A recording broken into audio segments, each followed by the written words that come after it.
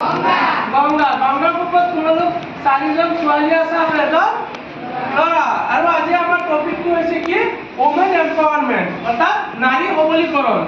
আমি নাৰী সবলীকৰণ কৰিলে বৰ্তমান আমাৰ সমাজত আমি দেখিছোঁ কি যে মহিলাসকল কি কৰি আছে, পিছ পৰি আছে। বাকী পূৰ্বতে মহিলাবিলাক কি কৰি আছে, পিছ পৰি আছে। লিখা পঢ়াৰ ক্ষেত্ৰতে হওক, চাকৰি বাকৰিৰ ক্ষেত্ৰতে হওক, ব্যৱসায়ৰ ক্ষেত্ৰতে হওক, কি আছে ছোৱালীবিলাক মহিলা মানুহ সদায় কি আছে, পিছ পৰি আছে। এই পিছ পৰি থকাৰ কাৰণটো কি কোৱাচোন তোমালোকে কোনোবা? আমাৰ সমাজত যে মহিলাসকল পিছ পৰি আছে ইয়াৰ কাৰণ কি? দুটা কাৰণ কোৱাচোন।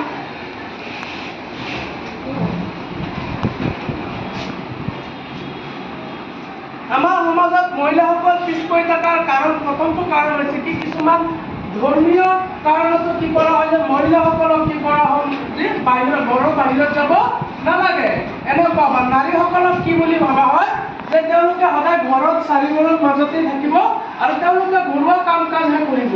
এইবিলাক যে আমাৰ অন্ধবিশ্বাস বা এইবিলাক যে আমাৰ ধাৰণা, এই ধাৰণাৰ কাৰণে নাৰীসকল কি থাকে, সদায় পিছ পৰি থাকে। যিকোনো ক্ষেত্ৰতে হওক, আজি যদি কোৱা হয় যে নাৰী আৰু মহিলা দুয়োজনে যদি একেলগে কৰবাত কাম কৰে, একে কাম কৰে, কিন্তু মহিলাসকলক তাৰ যোনটো পইচা সেইটো কম দিয়া হয় আৰু পুৰুষসকলক তাতকৈ বেছি দিয়া হয়।